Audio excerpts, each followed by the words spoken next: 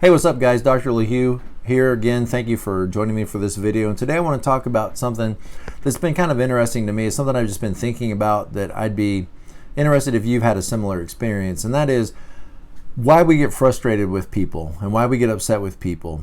And I want to do this from the perspective of the Enneagram. And one of the things I think that goes on is sometimes we get frustrated with people who share our same number on the Enneagram. People that are operating in unhealth, that share the same personality that we share.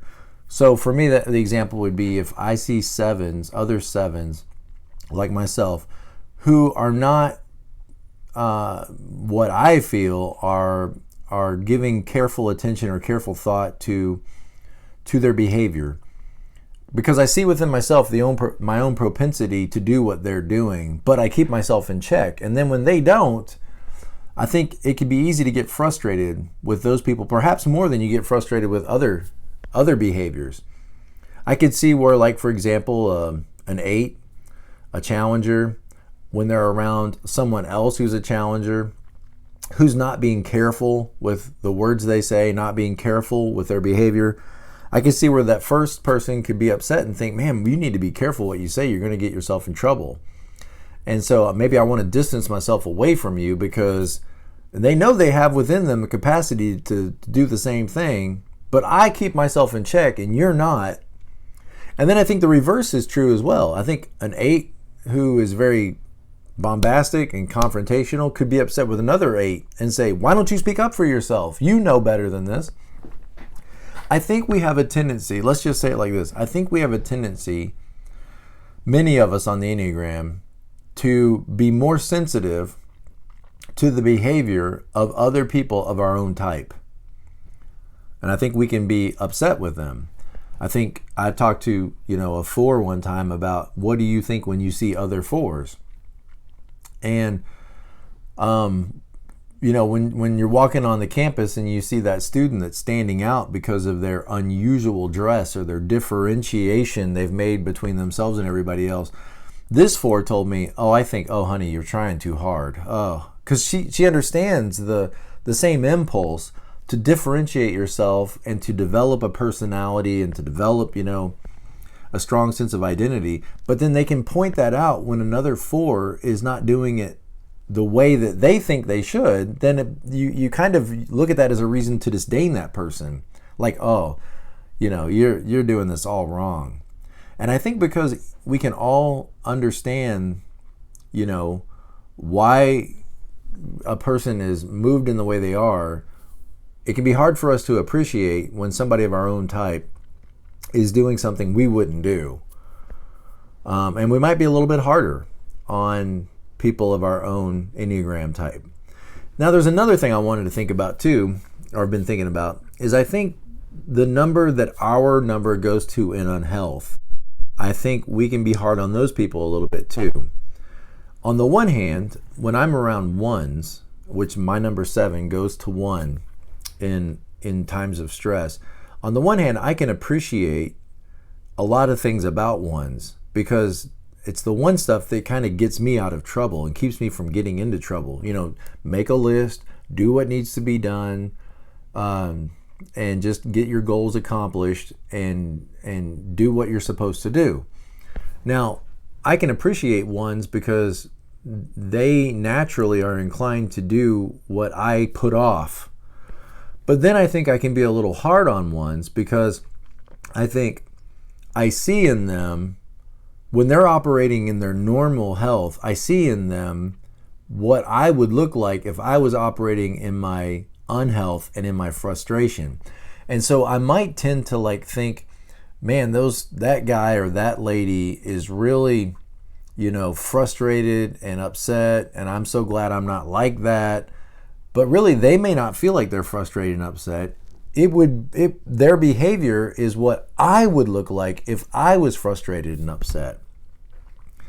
So let's say, for example, that a 9 and a 3 are in a relationship together. Remember, 9s go to 3 in their health and 3s go to 9 in their unhealth. So I could see where, let's say there's a 9 man with a 3 woman. And or let's do it the other way, a 3 man with a 9 woman. So the 3 over the years starts to mellow out and calm down and lose some of his drive and could find himself in a place of unhealth looking like a 9. Like a 9 looks in their normal health. He could like maybe just not try to get any kind of advancements, not have any goals, gain a bunch of weight. I don't mean 9s are gain weight, but I'm saying a 3 going to 9 is going to be unhealthy, them and their unhealth. So let's say he gains weight, loses his goals, loses his drive, starts to check out of life, then wakes up one day and decides, you know what? I need to exercise. I need some new friends. I need a change in life. It's January 1st and it's time to turn over a new leaf. And he gets all excited and motivated. And of course his 9 wife is like, honey, that's great. I support you, because the 9's going to be supportive. But then what he does is he starts to associate, as he starts to make these changes to go back to health, back to a 9, back to a 3, he may start to see the characteristics that were his unhealth are his wife's natural characteristics, and he may not be able to differentiate. And he may think, you know, I sat on the couch for far too long.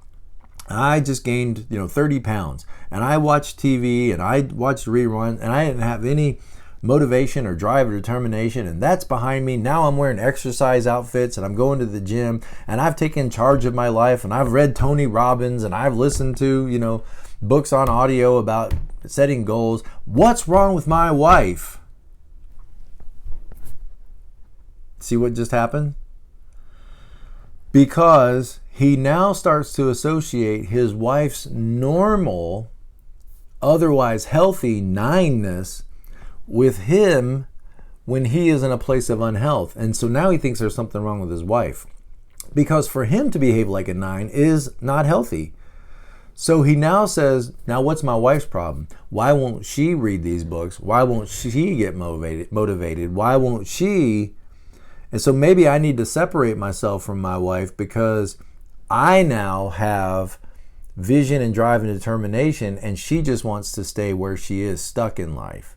But she may not be stuck at all. She may just be in her normal place of 9-ness.